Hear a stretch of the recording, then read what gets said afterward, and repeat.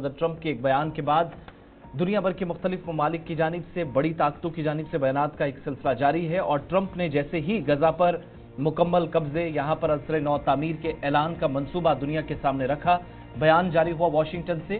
فلسطینیوں کی جبری بے دخلی کے معاملے پر انہوں نے جب بات کی تو دنیا کے مختلف ممالک سے اس پر سخت رد عمل آنا شروع ہوا، اور اس پر چین نے بھی اپنا پہلا بیان جاری کر دیا ہے۔ بالکل، چین کے دفتر خارجہ کا آفیشل سٹینڈ سامنے آیا ہے، جنہوں نے غزہ کے حق میں اپنا بیان دیتے ہوئے امریکہ کو دو ٹوک الفاظوں میں یہ صاف کر دیا ہے کہ اس طریقے سے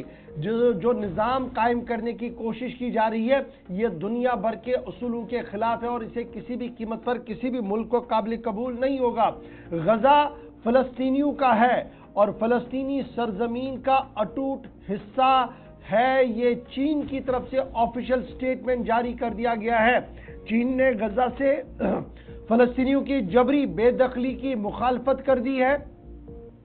چینی ترجمان وزارت خارجہ کا ایک پریس کانفرنس ہوا ہے جس میں انہوں نے غزہ فلسطین کا ہے اور فلسطینی سرزمین کا اٹوٹ حصہ ہے، اس پر سب سے زیادہ زور دیا ہے۔ چینی وزیر خارجہ کے ترجمان کا کہنا تھا کہ ہم غزہ کے شہریوں کی جبری بے دخلی کی سخت مخالفت کرتے ہیں اور کسی بھی قیمت پر امریکی منصوبے کو پائے تکمیل تک پہنچنے نہیں دیں گے۔ دوسری جانب عرب لیگ کے سیکریٹری جنرل احمد ابوالغیار نے بھی فلسطینیوں کی جبری بے دخلی کی عرب دنیا سے مزاحمت کی اپیل کی ہے اور یہ کہا کہ یہ کسی بھی قیمت پر قابل قبول نہیں ہوگا۔ لیکن فی الحال عرب دنیا کی بات تو اپنی جگہ، لیکن آفیشل سٹینڈ اگر آپ دیکھیں گے تو اب کہیں نہ کہیں چین کا سامنے آیا ہے، جنہوں نے امریکہ کو دو ٹوک الفاظ میں یہ کہہ دیا ہے کہ جبری بے دخلی کسی بھی قیمت پر قابل قبول نہیں ہوگی، اور جو منصوبہ تیار کیا جا رہا ہے کہ زیر کنٹرول یا خریدنے کا،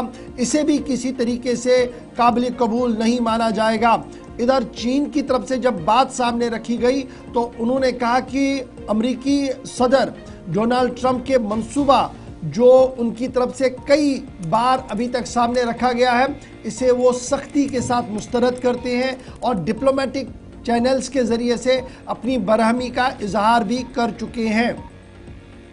عرب دنیا 100 سال سے اس خیال کے خلاف مزاحمت کر رہی ہے اور اب بھی وہ اس خیال کے خلاف مزاحمت کرے گی اور چین ان کے ساتھ کھڑا رہے گا،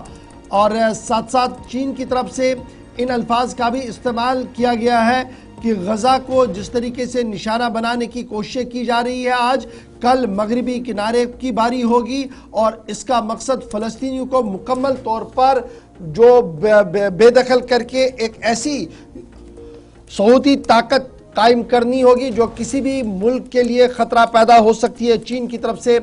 بیان آیا ہے، چین کے دفتر خارجہ اور وزارت خارجہ کا آفیشل سٹینڈ فلسطین کو لے کر اس وقت سامنے آ چکا ہے۔